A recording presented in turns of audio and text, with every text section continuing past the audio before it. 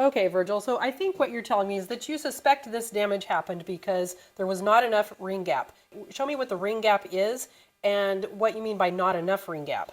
So the rings are cut right here. There's a gap. To be able to get the rings down on the piston, they have to be where we can open them up to get them on the piston. The distance of that gap matters whenever it's in the bore. So we take the rings and I place them in the bore and then we measure that gap. And there's a spec by the piston manufacturer that says, you know, like 4 thousandths per inch of bore. So you take 4 thousandths times your inch of bore, and then that's how much gap right here they're supposed to be. And if you have that set correctly, the ringing can grow back and forth as it heats up and cools down, and you won't have an issue. But if you have not checked your end gap and the end gap is too tight, and then as things expand, the rings touch each other, they'll run into that, and it just keeps building tension and building tension, and it has no place to go because the cylinder wall's right here.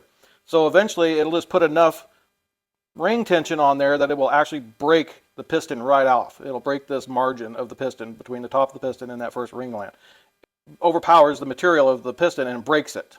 It's got to go somewhere, and if you don't have enough gap on there, it will touch itself and it'll just keep building tension and it breaks the piston out, and then you have a lot of carnage. Can you show me again where that is on here, where you think it has broken the piston? Yeah, right here. So that's probably where it gave.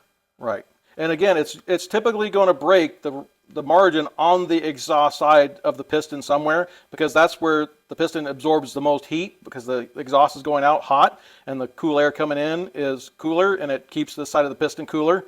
So this side is going to get subjected to more heat, and so it typically will break it out over here, but it will break it anywhere that it's got a weak point.